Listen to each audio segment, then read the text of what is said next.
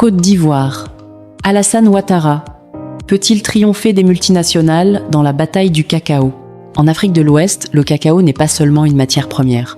C'est une monnaie politique, un levier diplomatique, un pilier social et parfois une ligne de fracture entre souveraineté nationale et puissance économique globalisée. En première ligne de cette bataille silencieuse se trouve la Côte d'Ivoire, premier producteur mondial de cacao, et à sa tête, le président Alassane Ouattara, confronté à l'un des défis économiques les plus stratégiques de son mandat. Peut-il réellement imposer sa volonté face aux multinationales qui dominent le commerce mondial du cacao? Le cacao représente près de 40% des recettes d'exportation ivoiriennes et fait vivre directement ou indirectement plusieurs millions de personnes. Dans les régions forestières du sud et de l'ouest du pays, des milliers de villages dépendent exclusivement de cette culture.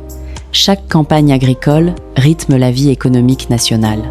Pourtant, derrière cette apparente stabilité, se cache un déséquilibre structurel ancien. Si la Côte d'Ivoire produit environ 40% du cacao mondial, elle ne contrôle qu'une faible part de la transformation et encore moins des circuits de commercialisation internationale. Pendant des décennies, le modèle est resté le même. Les fèves sont produites localement, vendues à des négociants internationaux, expédiées vers l'Europe, l'Asie ou l'Amérique du Nord, transformées en pâte, en beurre ou en poudre de cacao, puis revendues sous forme de chocolat par de grandes marques mondiales. La valeur ajoutée se concentre à l'extérieur du continent africain. Les producteurs ivoiriens, eux, perçoivent une fraction infime du prix final d'une tablette vendue dans les supermarchés occidentaux. Ce déséquilibre a longtemps été toléré comme une fatalité du commerce mondial. Mais depuis quelques années, les autorités ivoiriennes cherchent à modifier les règles du jeu. L'objectif affiché est double: garantir un prix rémunérateur aux planteurs et renforcer la souveraineté économique du pays sur sa principale ressource stratégique. La crise récente de la filière a cependant mis en lumière la fragilité de cette ambition. La flambée puis la volatilité des cours mondiaux, combinées à des problèmes logistiques et à des tensions contractuelles avec les acheteurs internationaux, ont provoqué un blocage partiel de la commercialisation. Des stocks se sont accumulés dans les ports. Certains négociants ont ralenti leurs achats. Les producteurs ont exprimé leurs inquiétudes. L'État s'est retrouvé contraint d'intervenir plus massivement que prévu. Au cœur de cette confrontation se trouvent des géants du négoce et de la transformation, tels que Barry Callebaut, Cargill, Olam ou encore Mars. Ces entreprises disposent d'un pouvoir considérable. Elles financent les achats, sécurisent les contrats à terme, organisent le transport maritime et contrôlent une grande partie des capacités de transformation mondiale. Leur influence dépasse le simple cadre commercial. Elle pèse sur les normes de durabilité, sur les mécanismes de certification et, indirectement, sur la formation des prix. Face à elle, l'État ivoirien dispose d'un outil central: le Conseil Café, Cacao, organe de régulation chargé de fixer un prix minimum garanti aux producteurs et d'organiser la commercialisation anticipée d'une grande partie de la récolte. Ce système, salué pour avoir stabilisé les revenus des planteurs après les crises des années 1990 et 2000, repose sur des ventes à terme effectuées plusieurs mois avant la récolte. L'idée est de sécuriser un prix et de limiter l'exposition aux fluctuations brutales du marché. Mais lorsque les marchés deviennent imprévisibles, ce modèle montre ses limites. Si les cours internationaux évoluent rapidement à la hausse ou à la baisse, les contrats conclus en amont peuvent devenir source de tension.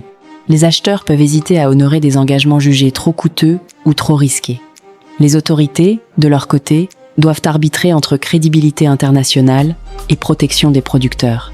La volonté d'augmenter la part de transformation locale constitue un autre axe stratégique du pouvoir ivoirien. Transformer le cacao sur place permettrait de capter davantage de valeur ajoutée, de créer des emplois industriels et de réduire la dépendance aux fluctuations du prix des fèves brutes. Des usines ont été construites, des incitations fiscales mises en place, des partenariats signés.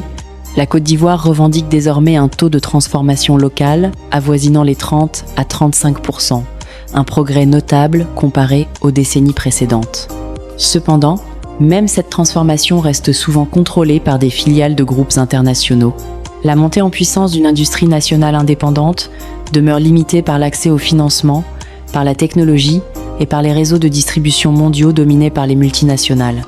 La bataille du cacao est donc moins une confrontation frontale qu'un jeu complexe d'interdépendance. Les multinationales ont besoin du cacao ivoirien pour alimenter leur chaîne de production. La Côte d'Ivoire, elle, a besoin de ces entreprises pour écouler rapidement des volumes massifs sur le marché mondial. Aucun acteur ne peut se permettre une rupture brutale, mais chacun cherche à améliorer sa position dans la négociation. Dans ce contexte, l'alliance stratégique avec le Ghana a constitué une tentative audacieuse de rééquilibrage. Ensemble, les deux pays représentent plus de 60% de la production mondiale. En coordonnant leur politique de prix, ils ont introduit un différentiel de revenus décent destiné à améliorer la rémunération des producteurs. L'idée était simple. En agissant de concert, les deux géants ouest-africains pourraient peser davantage sur les acheteurs internationaux. L'initiative a suscité des réactions mitigées. Certains y ont vu une forme de OPEP du cacao, capable de redonner du pouvoir aux pays producteurs. D'autres ont souligné les difficultés d'une coordination durable face aux pressions du marché mondial. Les multinationales, confrontées à cette nouvelle donne, ont dû adapter leur stratégie d'approvisionnement, parfois en diversifiant leurs sources vers d'autres pays producteurs. Pour Alassane Ouattara, la question est autant politique qu'économique. La stabilité sociale des zones rurales dépend directement du revenu des planteurs. Toute baisse significative du prix payé aux producteurs peut entraîner des tensions, des migrations internes ou une augmentation de la contrebande vers les pays voisins. À l'approche d'échéances électorales ou dans un contexte régional instable, la maîtrise de la filière cacao devient un enjeu de sécurité nationale. L'État a ainsi multiplié les opérations de lutte contre la contrebande, renforcé les contrôles aux frontières et modernisé les systèmes de traçabilité. L'objectif est de garantir que le cacao ivoirien soit vendu dans les circuits officiels, assurant ainsi la perception des taxes et la cohérence de la politique de prix. Mais ces efforts ont un coût administratif et financier important. Sur le plan international, la pression ne vient pas uniquement des multinationales. Les consommateurs européens et nord-américains exigent de plus en plus de garanties en matière de durabilité, de lutte contre la déforestation et contre le travail des enfants. De nouvelles réglementations, notamment en Europe, imposent des obligations de traçabilité renforcées. Si ces mesures répondent à des préoccupations légitimes, elles peuvent aussi constituer des barrières techniques difficiles à gérer pour les producteurs africains. La Côte d'Ivoire se retrouve ainsi au carrefour de plusieurs exigences. Améliorer la rémunération des planteurs, préserver la compétitivité sur le marché mondial, répondre aux normes environnementales internationales et réduire la dépendance structurelle aux grands négociants. Chaque décision comporte des risques. Triompher des multinationales supposerait de modifier en profondeur l'architecture du commerce mondial du cacao. Cela impliquerait une montée en puissance rapide de champions nationaux capables de rivaliser en matière de transformation, de financement et de distribution.